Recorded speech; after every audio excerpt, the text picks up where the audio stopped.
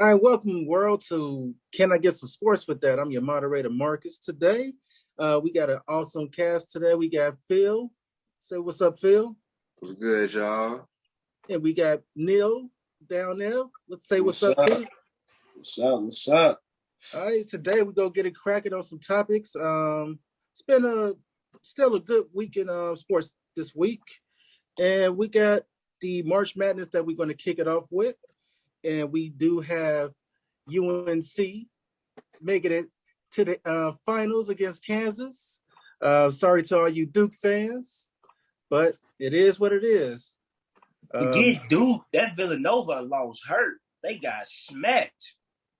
Yeah, Villanova did lose. Oh. Speaking of that, with Coach K's final game as the head coach, give me y'all thoughts on the finals and with Coach K predictions on what's next for them. Are they going to be the same team, or is it just going to be the same old Duke?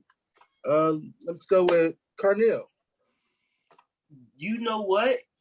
To be honest, I think that this might, I know as crazy as this sounds, as far as good as Coach K is, I think this might make for actually better Duke basketball because there's no longer the pressure of a Coach K being there. You feel me?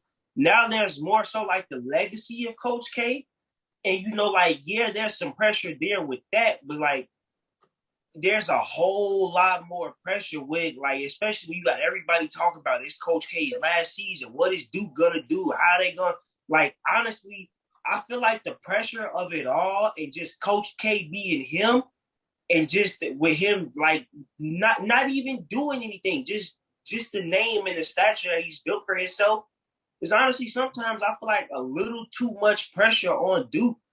And that's why I feel like these last couple years, Duke hasn't done as well as people really have wanted them to do in the tournament because there's so much Coach K pressure. It's like with Coach K being there, there's no longer that Coach K pressure. It's like what is Coach K gonna do now? It almost became less about Duke basketball and the players and more about Coach K. And now I think we can kind of see it get back to it being more so about the program and the players and it being less of a spectacle about Coach K.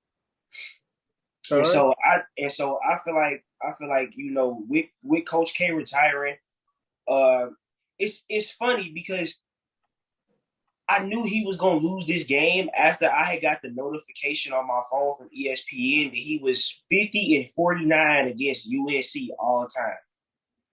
I was like, I just know. I just know he's about to lose to them. As soon as I got that notification, I should have went and bet money on it. I probably would be up right now. That's how sure I would. And it's funny because I'm not even so sure. Because I'm a Duke fan. And so it's for me to be a little bit too sure that they was going to lose their game was just kind of I mean, you got to hit your free throws. And if they hit the free throws, they would have won that game. But True that. So who you got winning in the finals? Kansas or Carolina? I got Kansas by 5. I think it's Kansas time to finally get it done again. UNC won not too long ago. They've won I think within the past 10 years. But it's been a while since we've seen one of the K teams make it there, whether it was Kansas, Kentucky. It's been a while since we've seen one of them make it. So the fact that Kansas is there, I think it's just Kansas time again. And I think Kansas is gonna take it. I got Kansas winning 79-74 against UNC. Okay, that's a bold prediction. Hey, Phil, you feel the same way? What's your thoughts on? No, I don't. And before I poke holes in Carnell's argument, I just want to first shout out to Hubert Davis, coach of North Carolina. Got them Shots boys out. great ball out there. He Even got them great boys. success for the Rory Williams. So I got to give him his props on that. Got them boys right. He has. He came in and did his job when Roy left. Exactly. First thing with your argument though, Carnell, the whole thing about it being back to being Duke basketball again. Coach K is literally synonymous with Duke basketball, so that's never going to change, whether he Right, coaches or right, not. right. And so I wasn't necessarily saying like that's gonna change. But what I'm saying is like it won't be as much of a spectacle each season because Coach K isn't the coach. So now because Coach K isn't the coach anymore, there's no longer that added Coach K hype. There may be some pressure to live up to like the Coach K legacy and what he did for Duke, but like it won't be the hype of trying to win Coach K another one because Coach K ain't there. That's what I mean. But like we'll see it getting back to it being more about like Duke basketball and less about Coach K because like what I mean, but like it became less about Duke and more about Coach K. Like I feel like coach became bigger than the school, and in most cases, even with a lot of the blue blood schools, pretty much except for Duke, that wasn't the case. The school was pretty much always bigger than the coach. It was less of a spectacle about the coach and more of a spectacle about the school, and that's what I mean. All right, so you're not saying that they have nothing to play for no more. You're just saying, right. I'm not saying that they don't have anything to play for. They still have a lot to play for, and there's still going to be the pressure. But like, it won't be as like besides maybe this first season from Coach K retiring, it won't be as much like continuous national coverage. And what is the coach going to do? What is Coach K going to do with this class? What like the question every year was, what is Coach K gonna do? What is Coach K gonna do? What is Coach K gonna do? Now we get to see something new. Now we get to see it be about a newer coach in his recruiting ways and what he decides to do. Because for all we know, now Duke could look like a completely different team from the past. All right, well, I actually understood all of that, but my thing is that Duke is always dealing with a new team every year. And the only way that argument will have as much validity is if the exact same team was coming back next year, which all three of us know that's not going to happen. They might have a couple guys come back, but ultimately they're not going to have the same team. So I feel like, yes, the presence of Coach K will be missed and it will be different on them sidelines for sure. That much I do agree with you on. It's just that, like, it's still Duke basketball. Still gonna see a lot of it. I also agree with you when you say that, like, that first year is gonna be a whole lot of pressure on whoever they bring in there, because, like I said, it's Duke basketball. But I think the machine that is Duke basketball gonna still keep going regardless. Coach K's, me personally, I feel like Coach K's impact will still be felt there. Like, it'll still be strong in Duke regardless of if he coaching or not. Like, his presence will be felt there. And I feel like I understand what you mean when you say that the pressure that the players have to deal with, they don't have to deal with that same pressure. But I'm saying that pressure wasn't coming from Coach K. That pressure was coming from, Duke basketball and what it stands for. Now, granted, that's definitely, what Coach K is. But the standard is Duke basketball. That's where the pressure is coming from. And, yeah, that's pretty much – oh, yeah. And in terms of who I got for the national title, I'm rolling with the Tar Heels. And, yes, I am a Tar Heel fan. I rocks with them. I think that once you beat a team like Duke, because let's be real, that Duke team was not no scrubs. Them boys are some ballers. I think you beat a team like that, and this is no slight against Kansas. I think the only way Kansas will really win this game is if they do what they did against North Carolina, what they did against Villanova, and that's air them out from three. If they can do that, then Kansas got a great shot. But I think the size of UNC and the play inside gonna dictate the floor of the game, and I think UNC gonna pull it out. Yeah, UNC been putting pressure on everybody, and they've been playing mad dog defense as well. So I got it's gonna be a hell of a game for sure. It's definitely going down to the wire, and I do have Kansas in my bracket So I won with that one, but Gonzaga didn't make it, of course. So I got to go with Kansas winning. Deep down in my heart, I got Carolina winning because the way they've been playing. They've been playing some inspired basketball. Yeah, they've been playing very, very inspiring basketball. Like, this is like not a Cinderella year. I don't want to say that, but this might be that year. They got a lot of backbone. That's what I like about this team. Like they stand up to any. It don't matter who it is. They standing up to anybody and taking on that challenge. They got heart. That's what they playing with, heart. Because I don't think a lot of people really had North Carolina making it this far to the championship game. I sure didn't. So it's funny because in my bracket, I didn't have Carolina get into the Final Four because I had them losing in the Elite Eight. You had them losing late? Yup, I had them. So it's funny. I actually had them losing in the Elite Eight, I believe, to Zaga, and that's why my bracket was how it was, because I had them lose. I had UNC losing to Zaga, and then Zaga was gonna go on to play and then Zaga was gonna go on to play Nova, and I had a feeling they was gonna lose to Nova. That's what I'm saying. I think that's more of a testament to North Carolina, because that definitely was a tough bracket to get up out of. It was. They beat Zaga and Duke. That was the one that's. I don't know. Duke was a 2 seed somewhere else, but Zaga was the number 1 seed in their bracket. I thought that was tough. Yeah, I totally agree.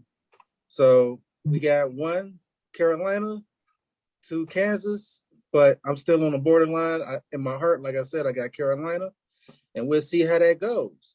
We go transition into the NBA right now, where we got the Lakers losing to the Nuggets. That was a big loss for the Lakers. Hey, are they going to make the play-in? Let's go with Phil. What's your thoughts on that? As a longtime fan of LeBron James, I've been a fan of this man since I saw him play in high school. You feel me? So I followed him probably since I was like, I don't know, like the age of 7 maybe, or 8. Been a fan of this man's career, but like what I've seen this year is just, it's hard to watch.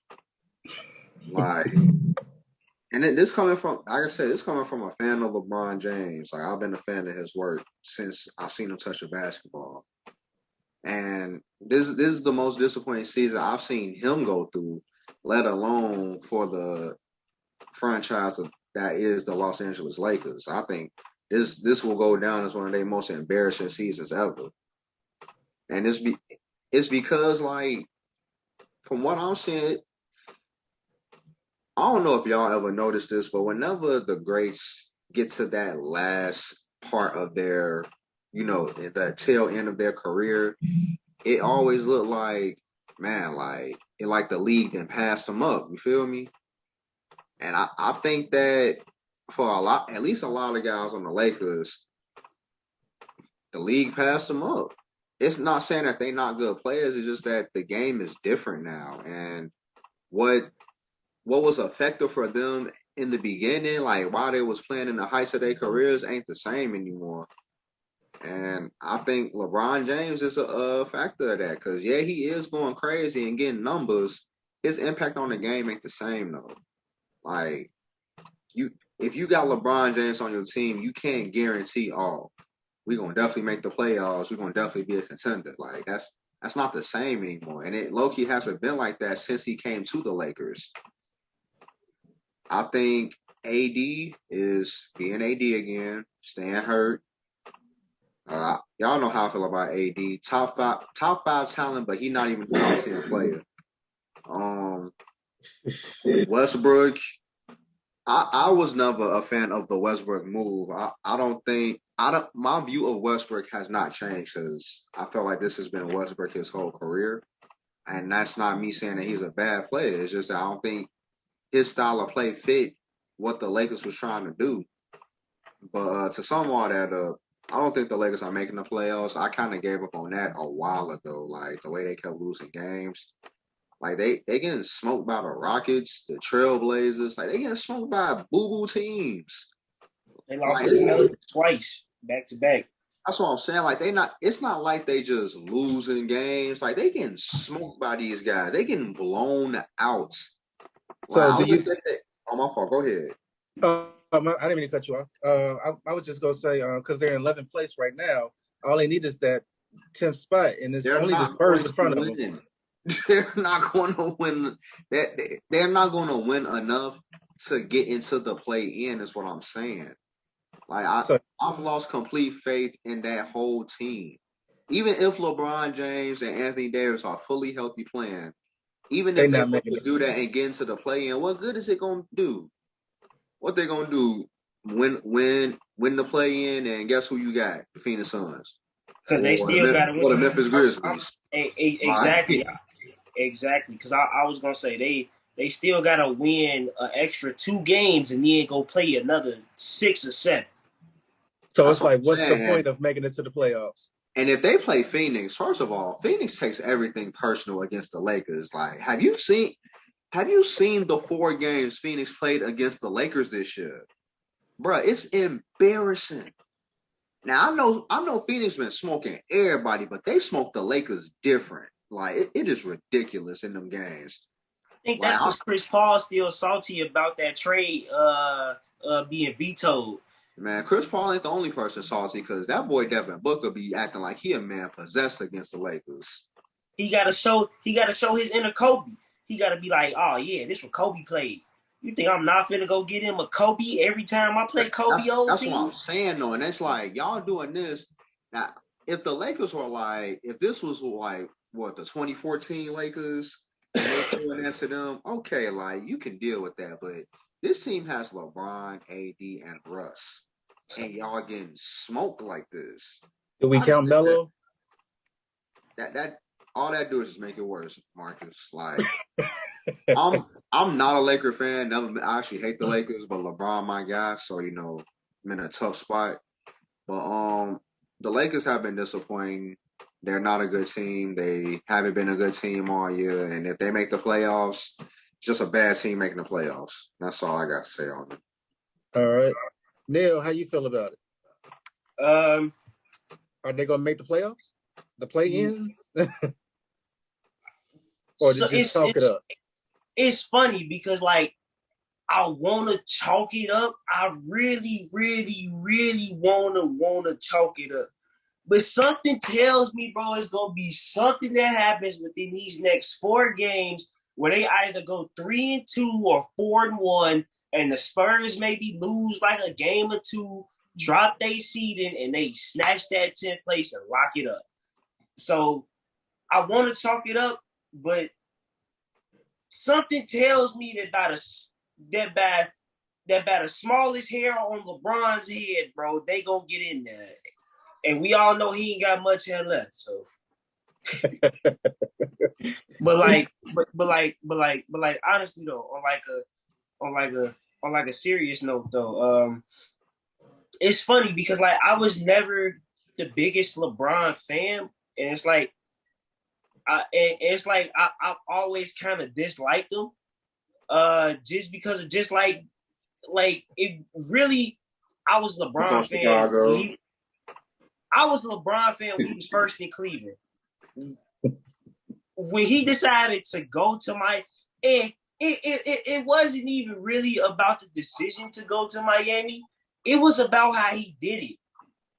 This man he had an entire television series called The Decision based off of this, bro. He was definitely wild for that. Yeah, that was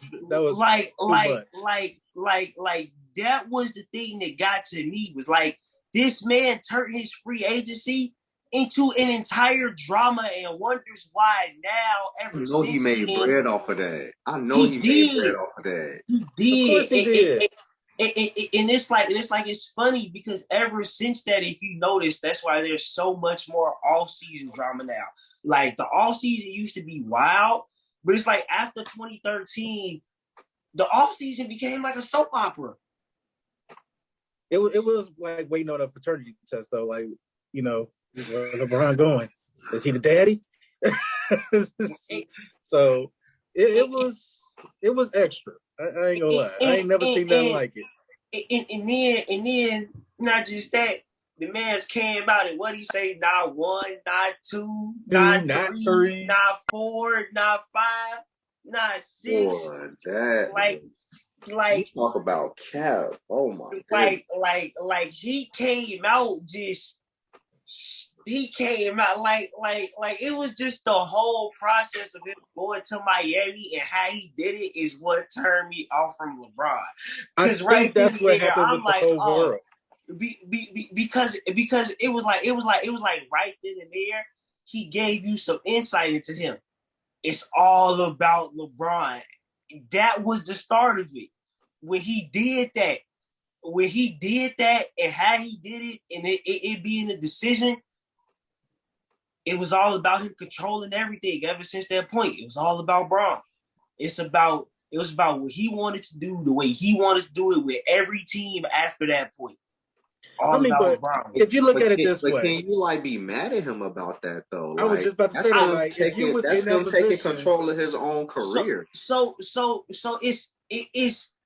it's really not even that I'm mad at him about it because I understand about you taking control of your whole career. It's the arrogance about it. But it's about the way he did it. He wants everything. He likes the drama. He loves the drama. And that's what it be about for me when it comes to Braun. Braun be trying to act like he don't love that drama. He love that shit. Braun gets juiced off the drama. Notice how in the middle of the season he took time to literally address everybody in the world that's talking about them when he posted that tweet. Y'all talking about the squad now, but just wait until we fresh. Well, y'all ain't fresh all year. You niggas been out of style. LeBron is the number one entertainer. He is a entertainer now. Exactly, and it's like I don't got a problem with him being an entertainer, but it's about him loving that drama and him wanting to create these storylines and these narratives. It's like I get it. You want to control the storyline, that's cool, but it's like he has to control the storyline so much to where this is where I feel like you can't talk bad about him because this is where the LeBron fans come in, bro. It's like legit. You can't even talk about how you might not like something he does from a basketball perspective. It's like when it comes to certain LeBron fans, when you say he's number 2 all time, bro, it might as well you just been yeah, bro, LeBron is the worst player to ever play.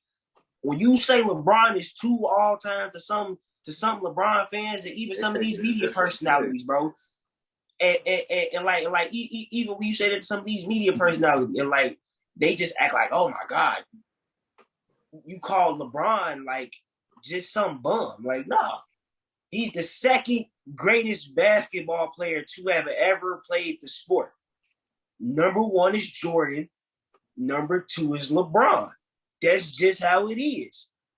Which gets back to our question. Are they going to make it to the play-ins? Honestly, no. No. You gave that whole speech. You was just to say no. I did.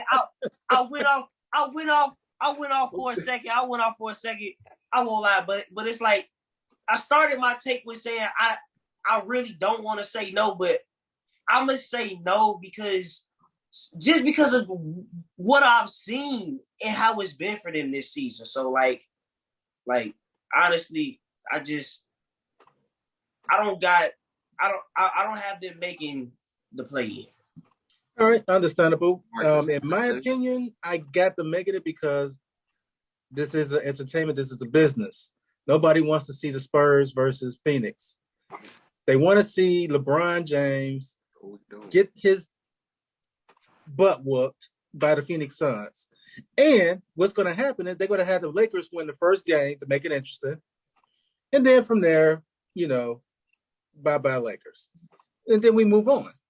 and they're going to make the play-ins. That's how I feel because it's for the TV. It's for ratings.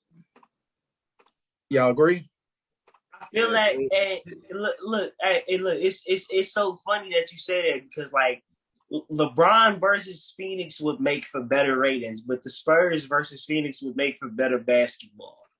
No, it won't. No, it won't. No, it won't. No, it won't. Them boys gonna get beat worse than the Lakers. It's gonna be a blowout every game, and the Lakers gonna get smoked. Hey, but no, let's move real quick though. Real quick though, because I can't let Carneal get away with this. He talking about LeBron controlling the narrative and being a drama king and all that. I find it funny that you don't like LeBron for those reasons, and your favorite quarterback is just like that. Your guy is just like that. Okay. The whole retirement. I'm not. He sent a farewell Instagram post and everything, and then he came back. I'm back, guys. Okay. So I ain't even finished with you yet, because even last season, what was the whole narrative last season? Can Tom Brady go out with another Super Bowl? Is he gonna retire? What was the talk last offseason?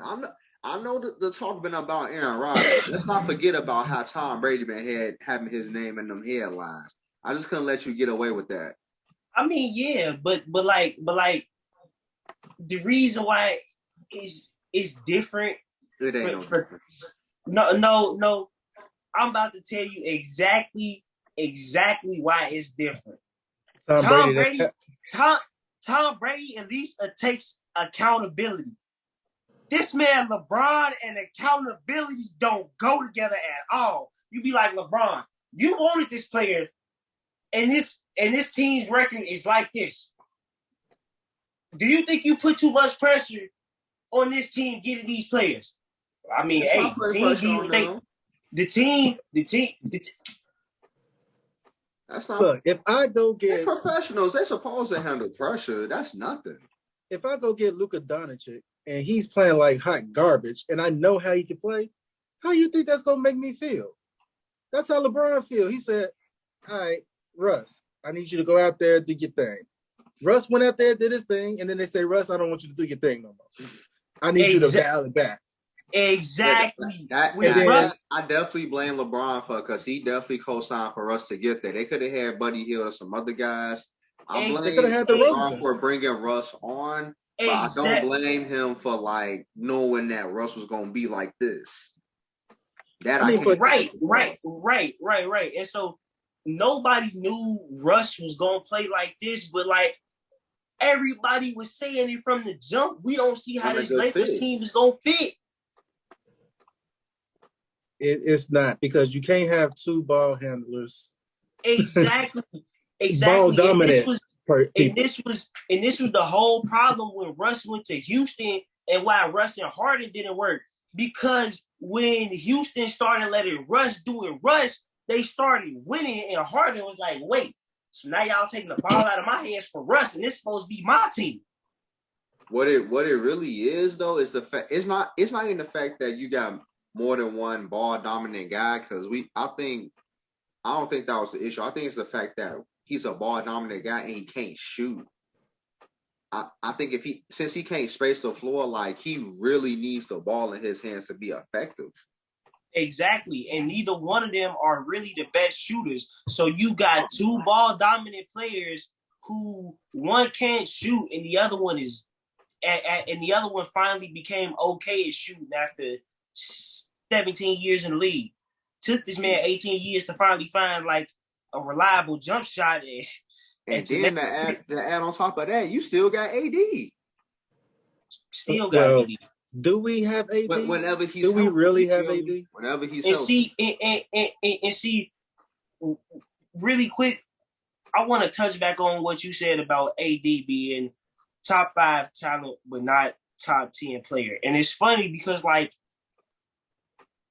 up until honestly, even last season when he had that ankle injury going into the playoffs, he was still top 10 because last season he was hooping. He was still hooping last season. Yeah, they had to play in the play-in tournament, but it was like both of them got hurt, and then they didn't have the requisite talent. And then it's like this year, AD's been hurt, and they got the talent, but it wasn't the right talent to fit. So now you got the talent, but the scheme doesn't fit. So the year before, y'all had a scheme that fit, but didn't quite have the talent. But now y'all got a talent. Now talent's no longer the issue, but now there's a scheme fit issue because of the players and how they play. And so it's like it's so funny because I've said it before and I'll say it again. For as much as probably Russell Westbrook and Kevin Durant don't want to do it, that's the only way I see either one of them winning another championship in this league. That's the only way I see Russ getting his first. That's the only way I see Russ getting his first and KD potentially getting his fourth. Because I don't think Kyrie's gonna be enough to get it done. And that nigga get 3. And wait. But I'm sorry, you're right. He KD only got 2. He don't have 3. He won 2 with the Warriors, not 3. My bad. So right. He just got hurt. Right. It would be 3, but he got hurt. So it's like KD has 2 rings. And honestly, because I feel like Russ picks up for what KD doesn't do, and it's not a whole lot that KD really doesn't do, and KD makes up for that one big major part that Russ doesn't really do. So when you got Russ, it's funny because people try and call Russ a ball hog, and if you look at his numbers every season, his assist averages pretty much always have continued to go up from the moment he stepped foot in the league. Originally in college, he was a shooting guard. So when he got drafted to the league, they converted him over to a point guard. So of course, when you convert a combo guard, there's going to be that bit of curve to learn and to like actually how to be a point guard. But once Russ learned how to be a point guard, he says all the time he got no problem passing the ball off. And I've seen it countless times where Russell running full speed downhill. You don't even think he see the open man. And there he go, flicking it out to the corner, flicking it out to the 3. And they miss it. What? I mean, they missed it, but it's not like he didn't hit the open man, though. He made the right pass. And so I feel like if you put Russ and KD back together, I honestly feel like that's a championship because Russ picks up for where Kyrie doesn't. And Kyrie, in my opinion, really don't like to pass. Kyrie will pass, but Kyrie don't like to pass. Kyrie, and that was his whole problem in Boston. And that was why at Boston, because honestly, I feel like right now Kyrie should still be the point guard of that Boston team. They should honestly have played in the finals by now with Kyrie being their point guard. But Kyrie didn't want to pass the ball, and Jaylen Brown and Jason Tatum low-key started to call him out on that, and he had a problem with that. He's like, so these young dudes gonna call me out for not. It's like what you mean? Yes, that's what they supposed to do. You the veteran, but you're not doing your job. And everybody's supposed to hold everybody accountable. So if anything, you should want your young bulls recognizing where you're not picking up at, because that just shows you the type of leaders that they are trying to be and will be. And speaking on that, we're gonna swing that topic over to the East now, where the Celtics are out of the last 10 games, they're 8-2. Now, does that make them the favorite now in the playoffs, or with KD and them now in 10th spot with the chance for a play-in? Because them and the Hornets are neck and neck. Hornets got it by they have the same record, 40-38. So between those two teams, Celtics might get first place because the Heat has been losing ever since that debacle with Haslam and Jimmy Buckets. Yep, but how do y'all see the Celtics moving forward now? Phil. Well, I ain't gonna lie, like that last little topic we was on, Carnell hit some very interesting points that me and him will have to talk about a little later. But in terms of your question though, Marcus, the Celtics are definitely a threat in the East. I just have a hard time making them the top threat. In all honesty, like I feel like as good as great as the Celtics have been recently, I feel like they just not good enough to be considered the best yet. And it's crazy because the teams that I do consider the best in the East, or at least better than them, I think they have a good shot against. Like I don't, I wouldn't exactly say they definitively beat Boston in the series. Like, well, we was talking about it earlier, Miami and Milwaukee. Like, I feel like either Miami or Milwaukee will come out of the East this year. And I think the Celtics will be right there in the mix, but ultimately I don't think they're gonna, make it.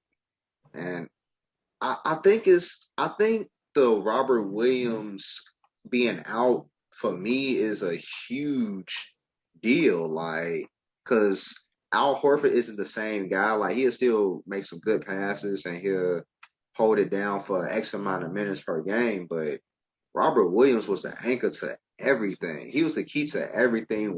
He was the key to that Celtics run. He was the reason why that junk initiated. And I just feel like as good as the Celtics are, I just think they at best second best in the East. Neil, you got the same feeling? What's your thoughts on that? Real quick, I looked up the standings, and so right now this is how the top five teams look in the East. We got the Heat at number one. They have 51 wins on the season. You got the Celtics at number two. They got 49. You got the Bucks at 3. They got 48. And then you got the 76ers at 4 and the Bulls at 5. And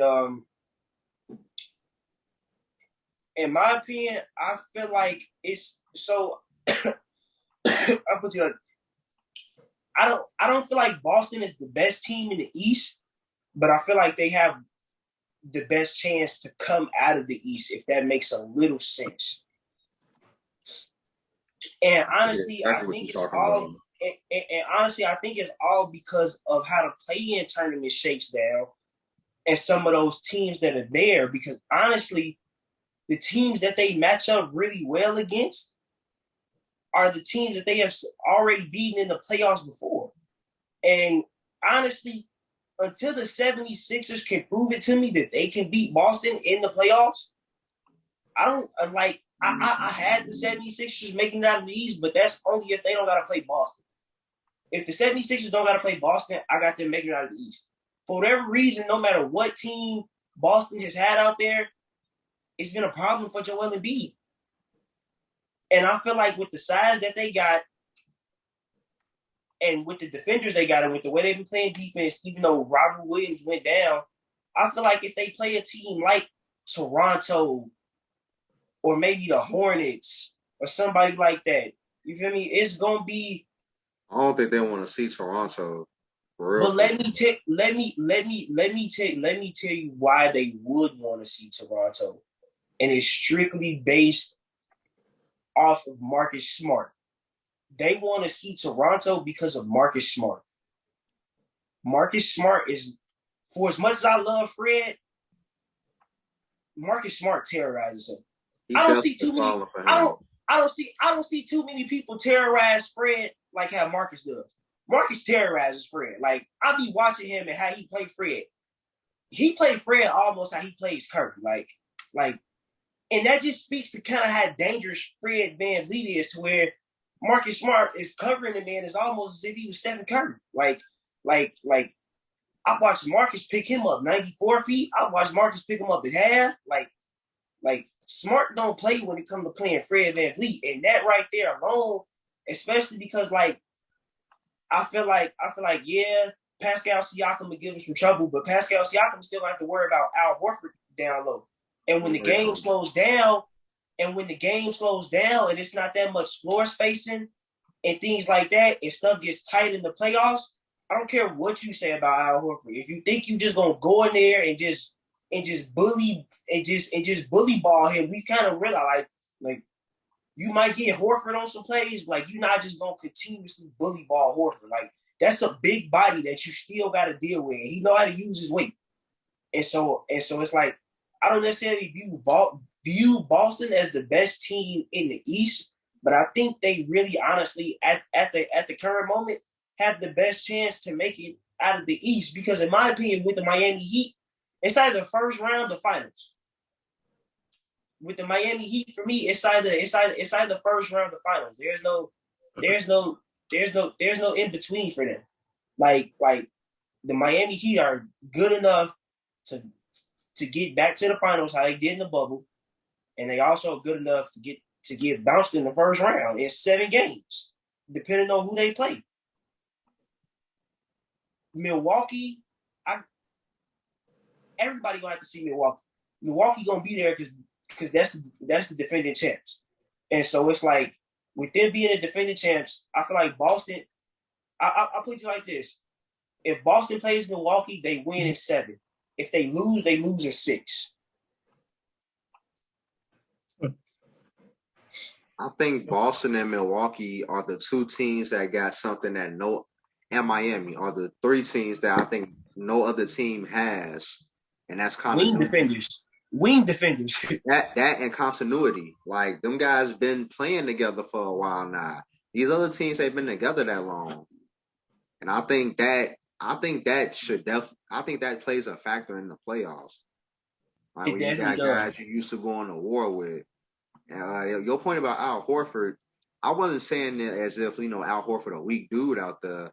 I think Al Horford can defend the rim. I just don't think he could defend it at the level Robert Williams was defending the rim. Because like Robert Williams was like top 3 in blocks this year before he got hurt.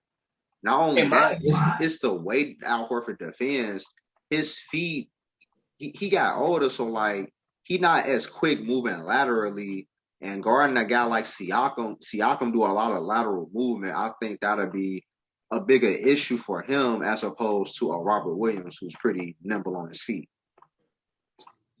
True that, and I see where you're coming from, but then that's also where I honestly, in my opinion, it's funny because I'm kind of glad he's back in Boston because honestly, I felt like he should have never left. Well, they traded him to us last year, and I'm talking about Daniel Tice.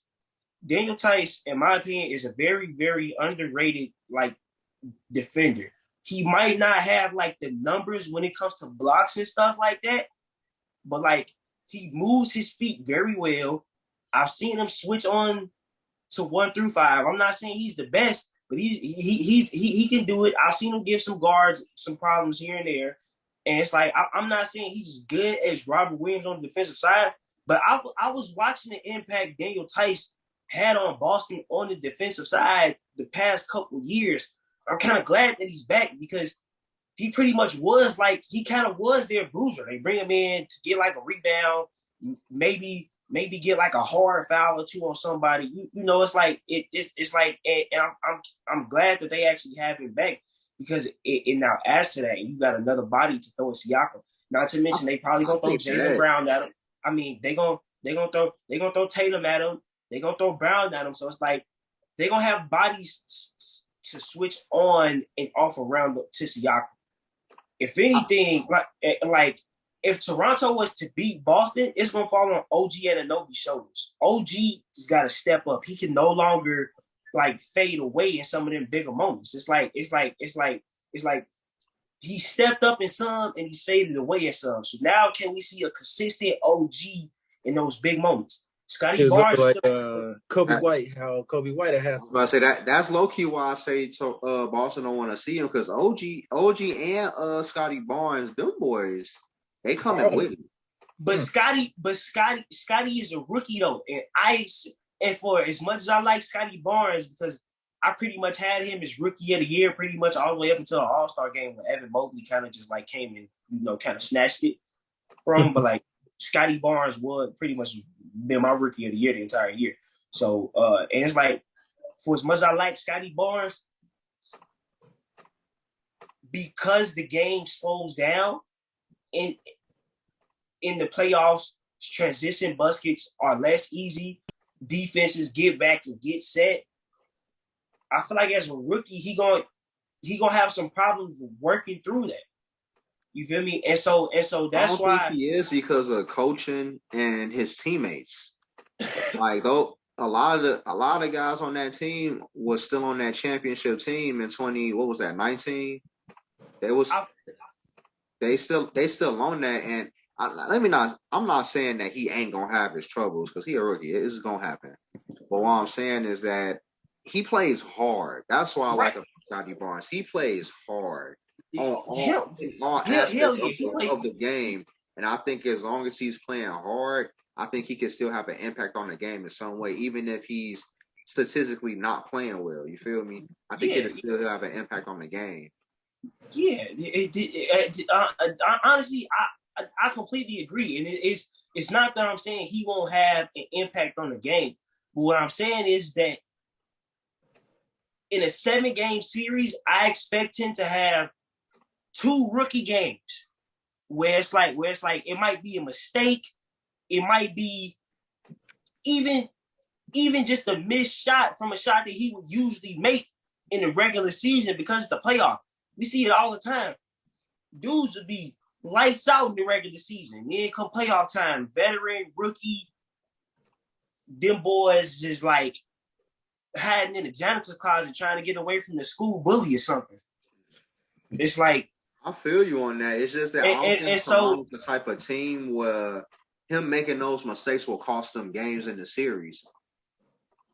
I mean, but like it all depends on when that mistake comes though. If that mistake come in the fourth, when it's a close game and they didn't need that to happen, well, boom, that mistake happens. Now that game goes to Boston. And so let's say there's another game where like, okay, he doesn't make a mistake, but now Boston is but now he needs to be the man to hit the shot. And let's say somehow because like and not even saying that like Toronto's like and not even saying like his teammates and his coaches like will probably try and take him out of there. Like let's say Boston does what they're supposed to do, and no matter what Toronto does, forces him into that position to be the man to take the shot, and he misses or something like that. Boom, they go another game to Boston. So like I'm just saying, there's two games where I can feel like just his inexperience, even with his teammates and the coaches, especially because he is a big part of that system, can come back to get them, which is why I feel like they wouldn't mind seeing Toronto in the first round. But these are all what ifs I think we can because talk about that all day. Boston and Toronto. Exactly, because get his feet wet, rookie. I think he gonna be all right. I think he will too. I think he will too. I'm not saying that matchup just real interesting to me. That's really what it is. Honestly, I would love to see that too. I would love to like honestly see Boston play. It ain't gonna happen though. It's gonna be the Bulls playing Boston. So we're gonna transition into the NFL right now. That was some great debating right there. So we got Devontae Parker going to the Patriots. That's a nice move, I feel. Does it make them a better team in the playoffs when it's going against these top-rated AFC teams now? I'm gonna call it the super squads. Do they have a chance, or does it even matter that they got Devontae Parker? Carnell, let me see what you feel about that.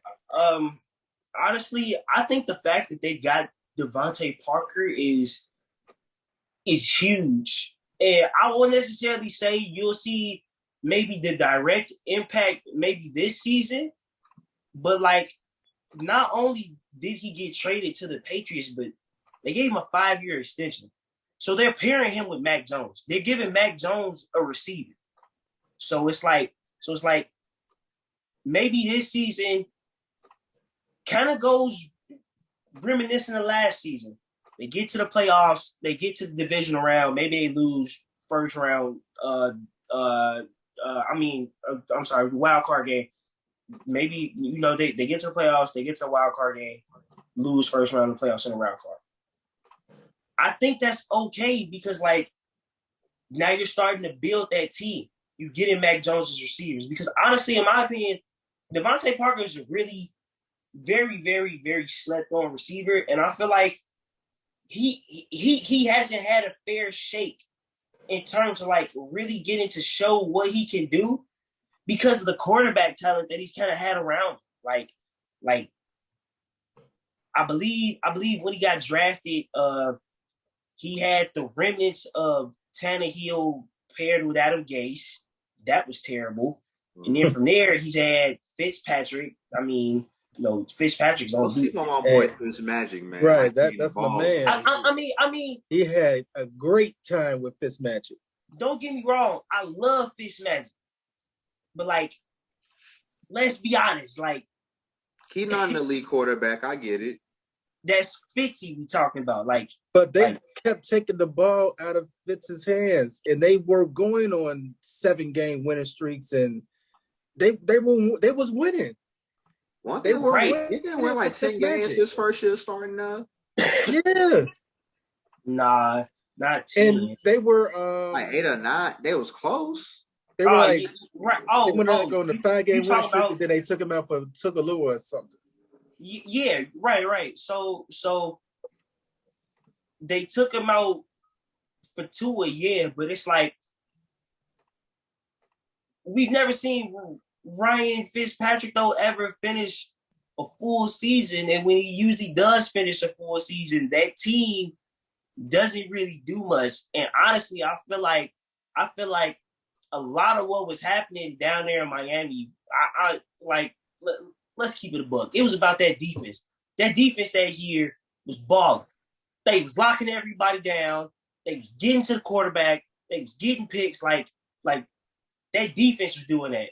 And all Fitzpatrick pretty much had to do was kind of just not mess it up, which is kind of what he did. But I don't think I agree with you on that one. But the Tua situation, and it's like the whole thing with Tua was like, you could tell they didn't necessarily want to start Tua until it got leaked that they was gonna do that, because coach was like I was still kind of iffy about it. I wasn't gonna do it, but then he's like, word breaks to the media. Now what do I do?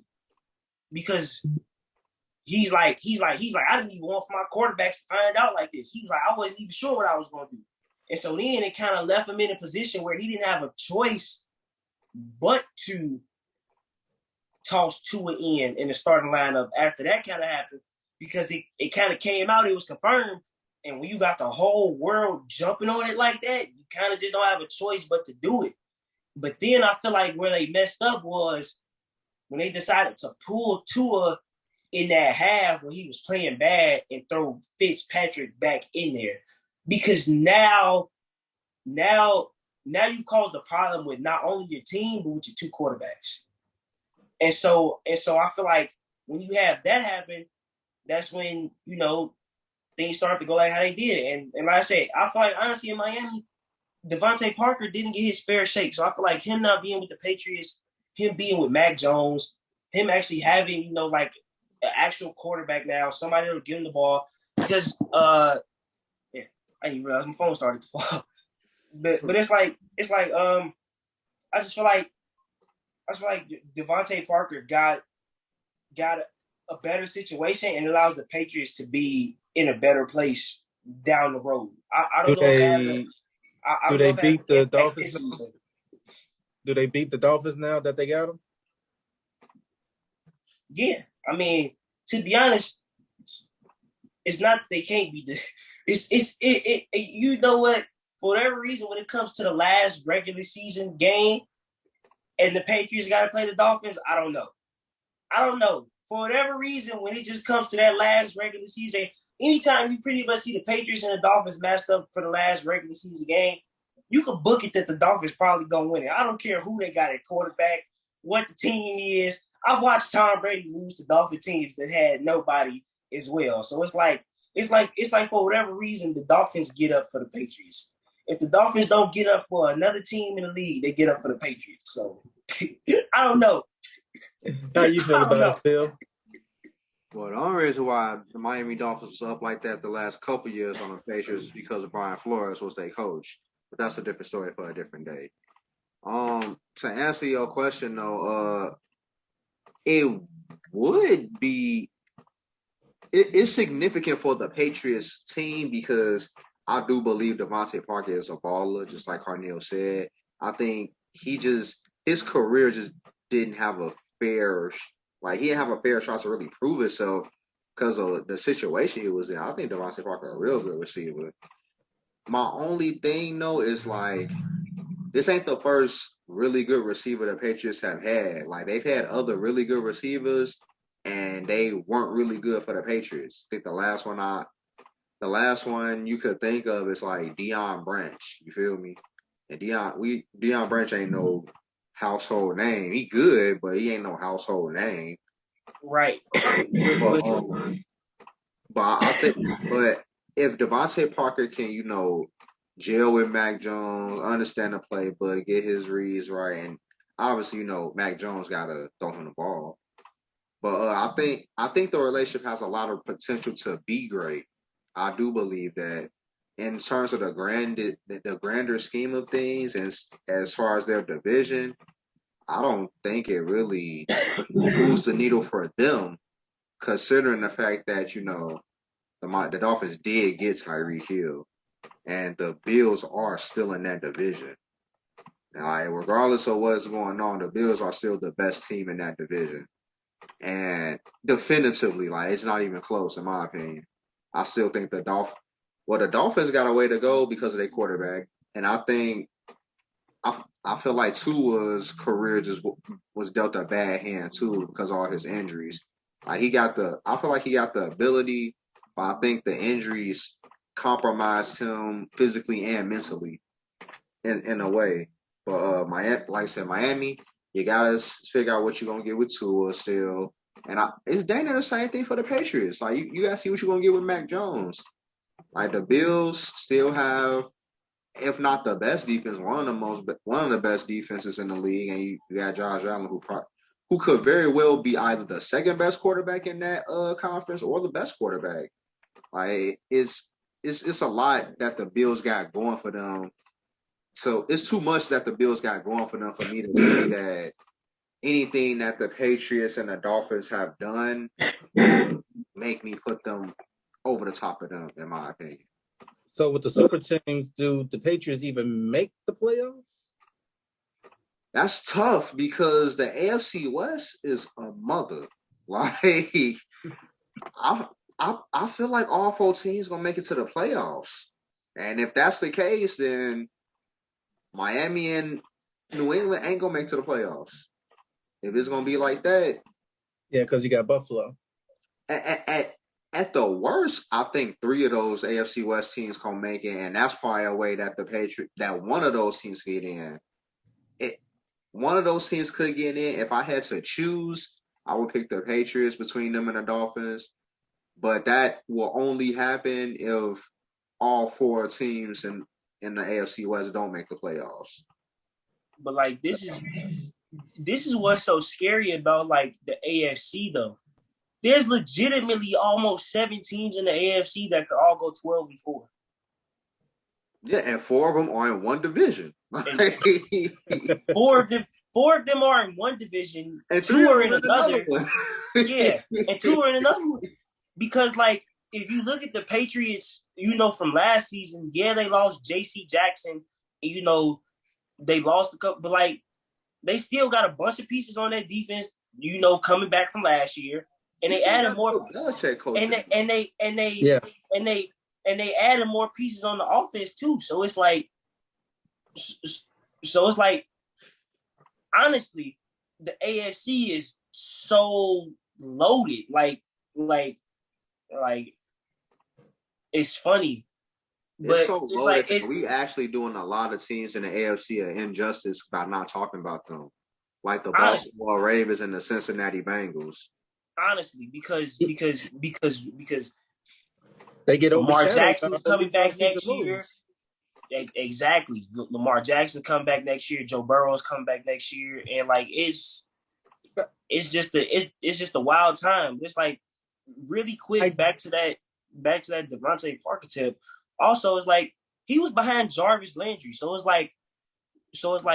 when he was playing, he's playing alongside Jarvis Landry, and when Jarvis Landry is the number one, that's who Tannehill was mainly throwing to as well Jarvis too. Landry was a number one. But they had He two number he ones. He can still be a number one though. I'm saying that was back when you knew he was a number one. You ain't have to question it. Yeah. That was back when Jarvis Landry was a like super definitive number one. And it's like him in Baltimore. There's a lot of guys we want to see in Baltimore, but they ain't gonna get him. And I think those receivers are kind of weary of Lamar Jackson because he a running QB. But I think he ain't got nobody to throw it to. Yeah, but that's what I'm saying. I think that Lamar would be a lot better if he had a reliable person to throw the ball to that's not Mark.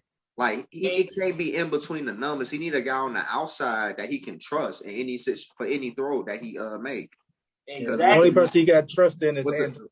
With the tight end, it's not only with the tight end position itself, but because of the type of tight end Mark Andrews is, like Lamar can't trust to make any throw to him. That's what I'm saying.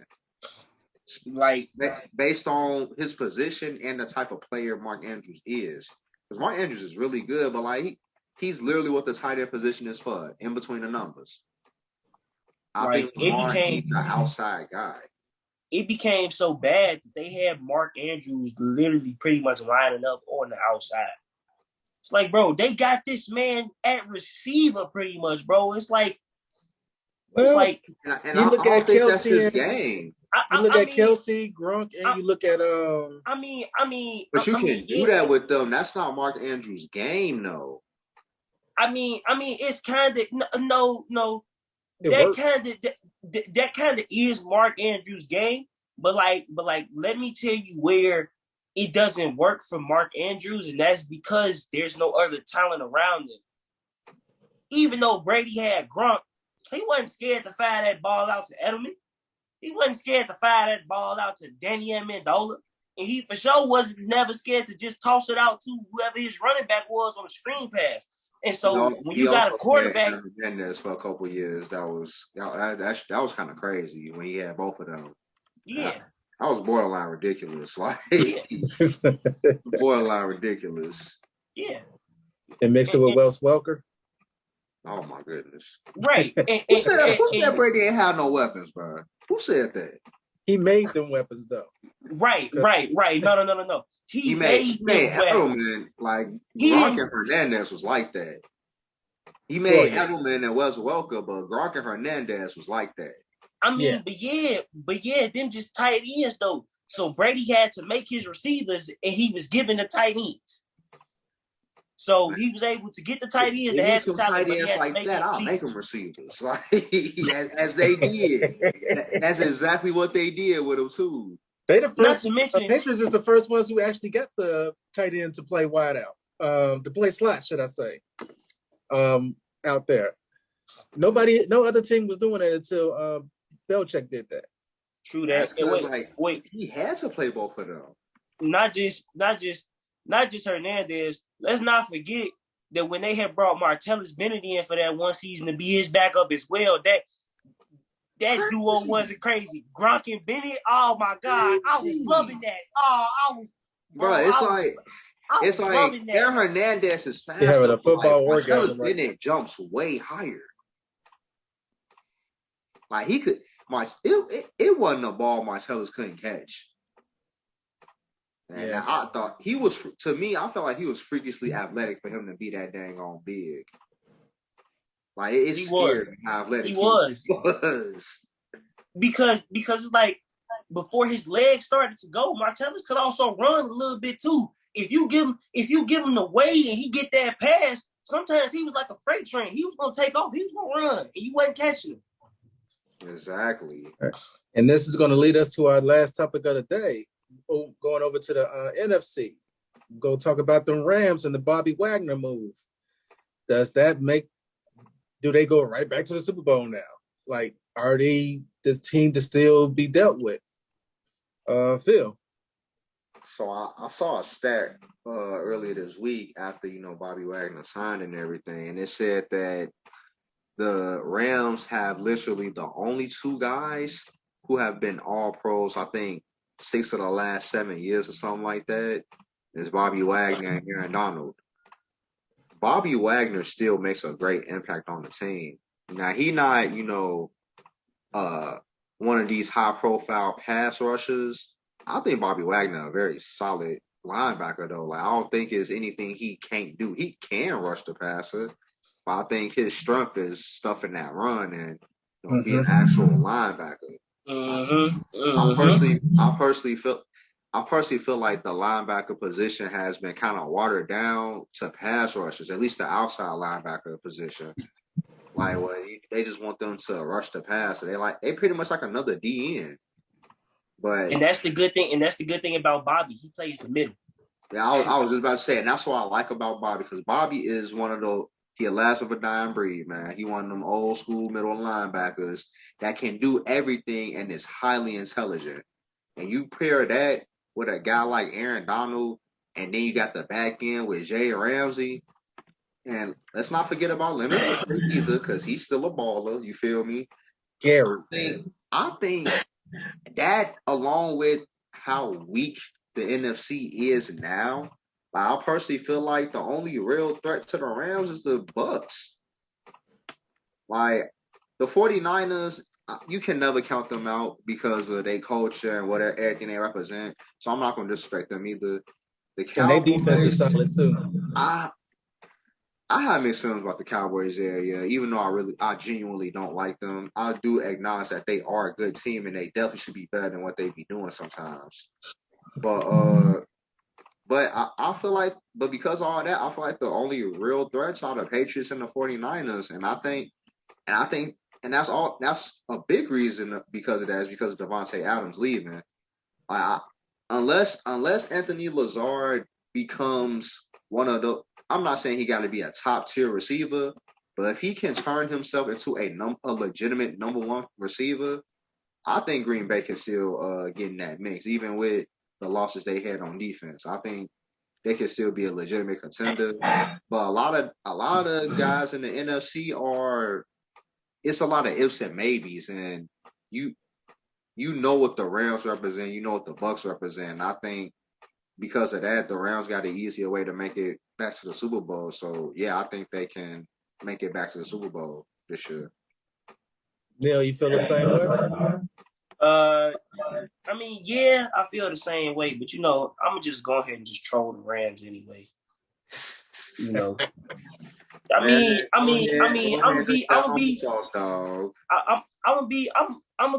gonna be real, for a second and say yes, there is a legitimate, chance that they get back to the Super Bowl, especially with signing Bobby Wagner. But it's like, do I want to see that happen? No. Do I got the Rams losing in the wild card of the divisional round? You damn right I do.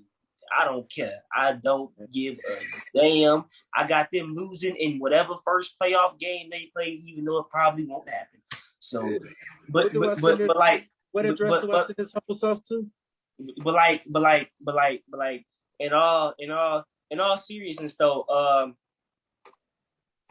Bobby Wagner really is kind of that last of a dying breed. But it's like, it's funny because like he is, but he kind of isn't, because there's been kind of a resurgence for the middle linebacker position, and it kind of started with him, and now we've got you got Fred Warner on the 49ers, does a lot of the same things. Darius Leonard for the Colts does a lot of the same things. Roquan Smith for the Bears does a lot of the same things. If I remember correctly, I believe Miles Jack from the Jaguars also plays middle linebacker. I thought that was Josh Allen. I think Josh Allen is DN. I can't remember. I know one of them is DN and one of them I believe is middle linebacker. I just can't remember which is which though. I'm gonna have to go refresh myself on that. But it's like you're right. He kind of is that last of a dying breed, because like now majority of teams just want all of their linebackers pretty much just rushing the quarterback. And it's like, I feel like that's why there's also about to be another resurgence in the run game and how teams like actually, running the football and having a run game is very important in NFL. But what I mean by I feel like there's going to be a resurgence in the run game. It's like defensive man. He's a defensive. Right. And so it's like, because I feel like it's like lately we've had like less like superstar running backs and just a lot of running backs that are just very, very sturdy guys who are all potentially 1,000-yarders because I put it like this. I feel like when there's an uptick in receiver talent, there's a downtick in running back talent. And when there's an uptick in running back talent, there's a downtick in receiver talent. And I feel like because receivers over the past couple years have been coming into the league so league ready, and now, unlike before, a lot of these running backs are coming in now and still having to take maybe like an extra year or two to adjust to the league. Unlike the wide receivers, when it pretty much used to be flip-flop, running backs came in hitting the ground running, whereas wide receivers didn't necessarily do that. Lately, it's kind of been flip-flop where most of these running backs haven't really come into the league hitting the ground running. They come in stumbling and stuttering. And a lot of these receivers have come in now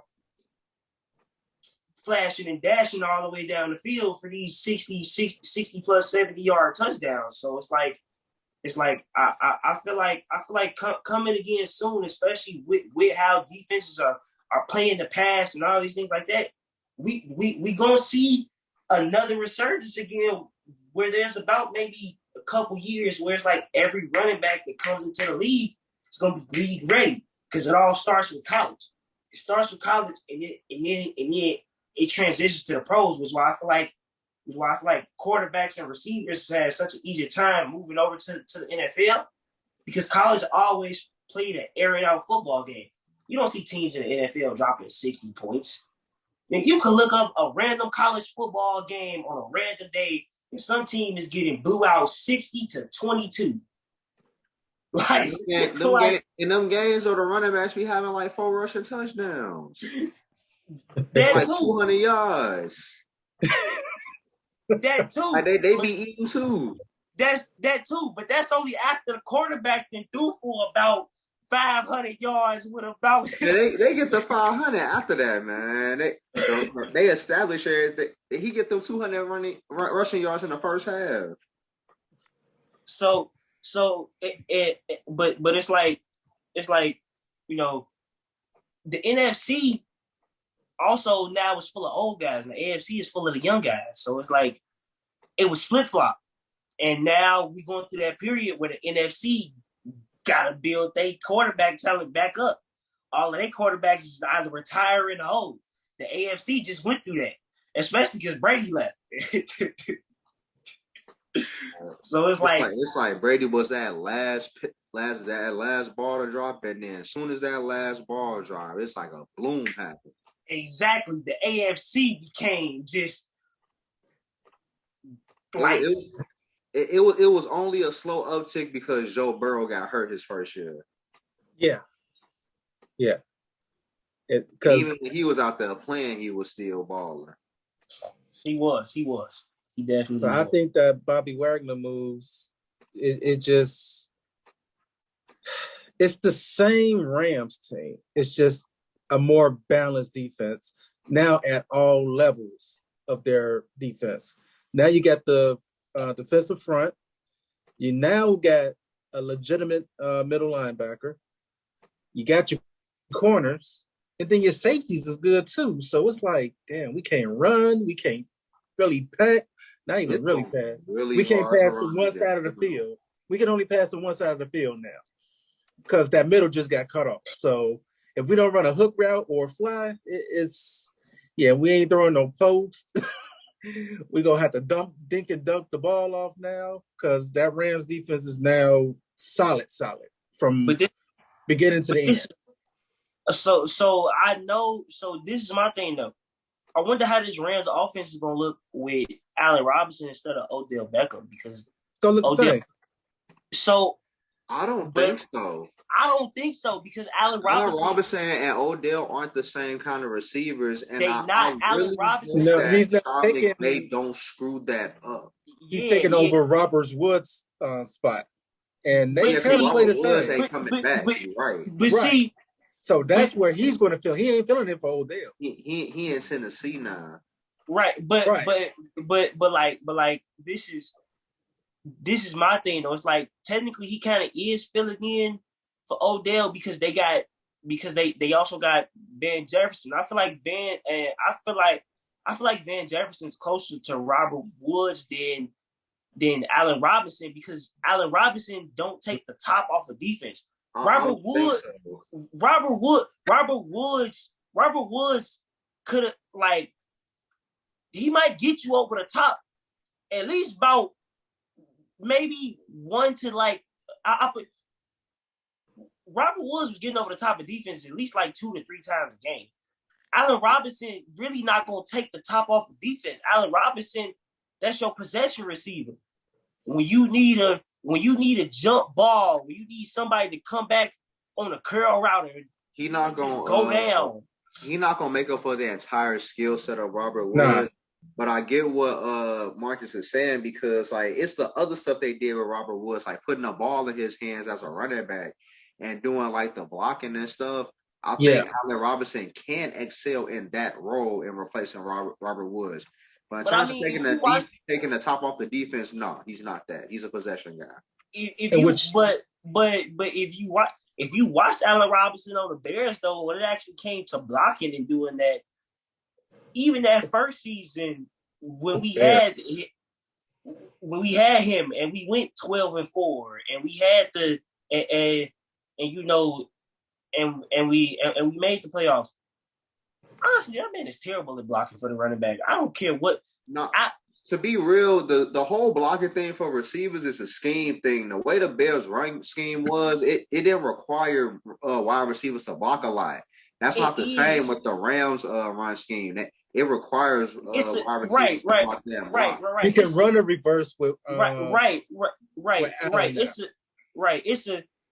It's a scheme thing, but also this is my thing. Though, it's a scheme thing, but you gotta have the receivers that's willing to go out there and put hands on their people. Allen Robinson low key is kind of gets hurt. Okay, picture I don't this. think you have a problem with that though. Picture this, or try to picture this. With Cooper Kupp, now your number one receiver, unless Odell comes back. You're gonna have to double Cooper Kupp. With you doubling Cooper Kupp, Allen Robinson, he can create that space to constantly get 7 receptions a game. Right. Which leaves Van Jefferson. Which leaves Van Jefferson open for that deep ball like he used to, like he was. Right. Because you saw how deep he could get when Odell was there when they finally put him in the mix. That opened that up for him. Right, exactly. So it's like if anything, I feel like their offense is gonna be slightly different. We gonna see more of a possession offense that can take the top off versus an offense that can take the top off but chooses to switch to possession. It's not gonna be more as explosive. This is going to be a play action team. Right. They're going to kill you with that play action. It's actually going to go back to how Sean McVay had it when Jared Goff was there and Todd Gurley was the guy. Exactly. It was running down their throat, then boom, play action. I think that it has the explosive capability simply because of Matt Stafford. It has the explosive capability, but I do get what you're saying, though, Carneal. It will be geared towards possessing, like how the Cowboys do. Possessing the ball, running the ball down their throat, chewing the clock type offense. I totally agree. So, any final thoughts on our topics today? Yeah, I got some final thoughts, man, because I've been letting y'all get away with this junk too long. So I want to first of all give out some of this humble sauce to you, Marcus, because for some odd reason you just don't believe in this man, John Morant, and right now they're the second best team in the NBA without him. Huh? Without him. They 20-2 without him, but I think that's more because that's a really good team. That's a really well coached team. He does not But that make I don't a think difference. that takes away from Ja being that guy. Like right. Because you seen him play, man. Come on. He now. is just an all-star. And you see you have Marcus, you have seen and know more basketball. No, you've forgotten more basketball than I've seen, okay? So like I know you know your stuff, and I know that you know about looking at Ja. You can tell that it's something different about that dude. Yeah, he's just an all-star. Yeah, okay. He would never be an MVP. All right. What he would never get he would never get an NBA championship ring. Yeah. He's just gonna be like, man, I remember that one guy. He used to damn, what was his name? Play with the Grizzlies. That's how we gonna be talking about him in 10 years. You tripping on Ja. Nah, that's how you gonna be talking about Ja Morant. I swear. The rest of the world is gonna remember Ja Morant. And you know, it's gonna be like how they got on Snapchat and Facebook, how they show previews on how Steve Francis used to play, Tracy McGrady highlights. It's gonna be the same thing with Ja. He's gonna be like, hey, you know what else they be doing on the internet? They be holding receipts for when people be talking crazy in the past, and when people flourish, and now they be like, remember when this dude said this about Ja? That didn't age well. That's what we gonna be saying about you, Marcus. But I ain't done though, cause I remember Ben Gordon used to be a good player, and y'all was talking about he was that guy. What happened there? But you said who? I digress. Keep going. I'm sorry, I didn't mean to cut you off. Wait, who's you talking about? I'm sorry. I'm sorry. The Bulls did that man bogus. Not cap on Ben Gordon because Ben Gordon was a certified. He was a certified bucket. But was he a difference maker? Yes. You gonna do that to Benny G like that? Come on, I'm not gonna say he was a superstar, but a difference maker on the court, yes. You know Benny G he won for the Bulls. Do you remember what Benny G was doing for us? Or was he have to be an all-star? Was he just good enough? Was he just a good enough player? Man, look, you know how you have those. If you're trying to win, are you gonna pick Ben Gordon? And you have them all-stars, and you got those guys that like right in between.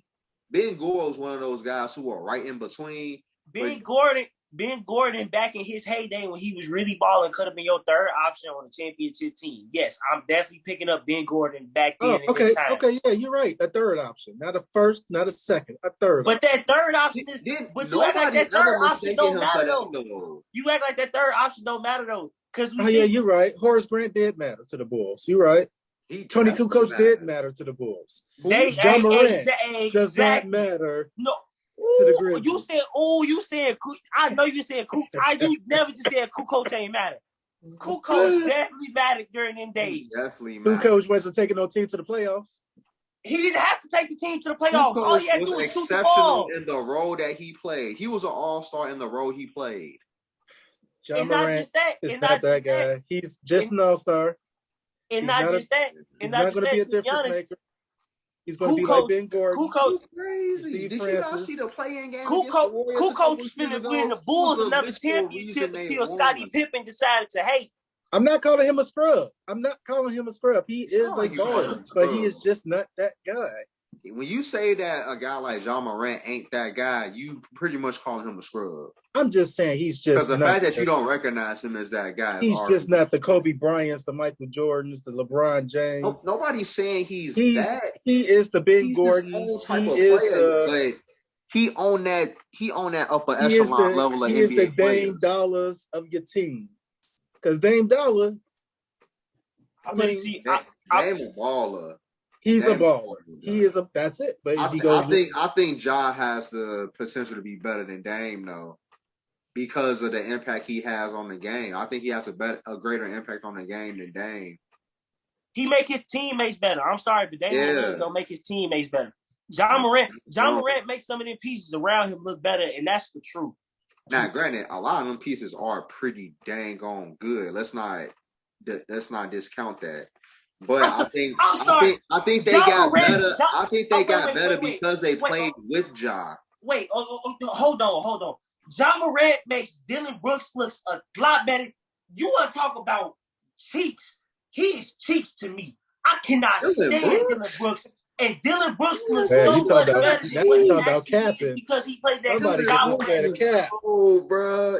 Oh my God! But I will give you this though, Cardinal. I will give you this. I do believe that those guys got better because they were playing with John Morant. I do think they got better because of John Morant.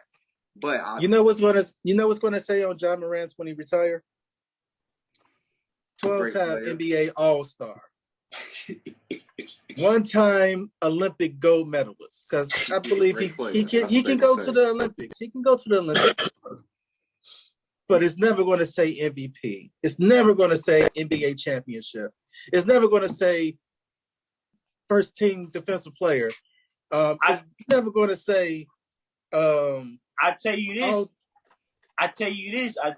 Scoring champion. I bet you the Pelicans are wishing they chose Ja over Zion right now. I tell you what. That's because Zion decided to sit out the season. But if he was still playing, nobody would still be complaining about it. He got a potential to be a Shaq. I'm sorry, but I was taking Ja over Zion even before the draft when I was watching their college tape. Okay. Don't and get me people wrong. And Beasley was about to go first round until Derrick Rose. Everybody knew D Rose was number one pick, and everybody knew Beasley was second. Yeah, Zion was a dog, but like the fact that he really almost let Ja Morant come take the number one pick from him when pretty much Zion Williamson has had number one pick locked up since that boy was in 8th grade dunking on. Zion didn't let anything happen. It's just that Ja is that dude. He's exactly that good. I don't care about picks because we all saw how Kobe came out 8th round. 8th pick. I don't care. You saw the Bulls trade for Jordan for Sam Bowie. So I ain't trying to hear about picks. I'm trying to tell you, he is just an all-star. That's it. That's all. That's okay, Marcus, because we gonna keep all these receipts, but I gotta get on Carneal too, because you still capping about these Rams like they didn't just win a Super Bowl, bro.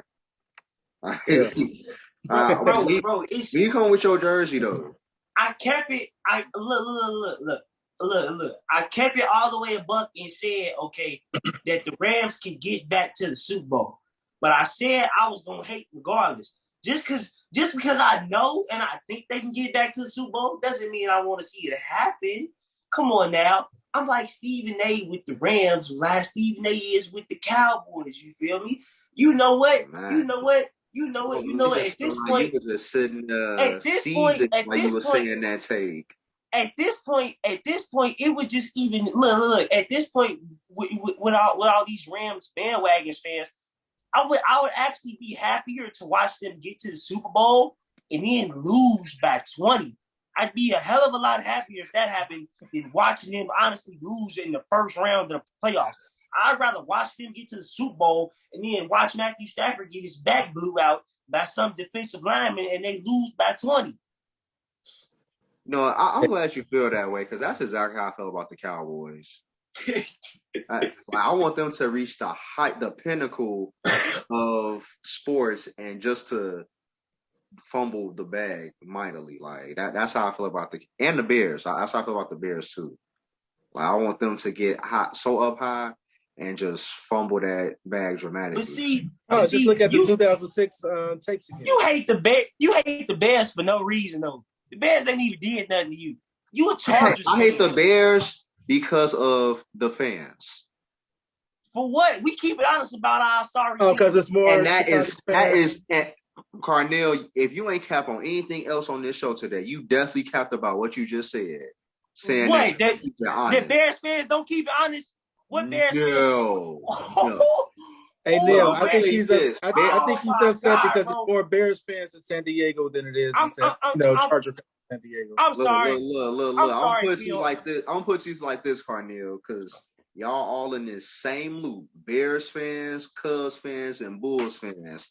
Y'all literally have these supers. When I say super, I mean super high expectations when a move is made or if something good happens. But then when you see what they actually are, then that's when y'all start really lowballing them like, oh, we ain't nothing like we like say the Bulls on like a 5-game losing streak or something like that. Man, the Bulls probably ain't even gonna make it to the play-in, man. They ain't garbage. They ain't even gonna make it past the first round. They win 5 games in a row. We could beat anybody in the East. Can't nobody mess with us. Okay. They got an 0-16 record against the top teams in the league.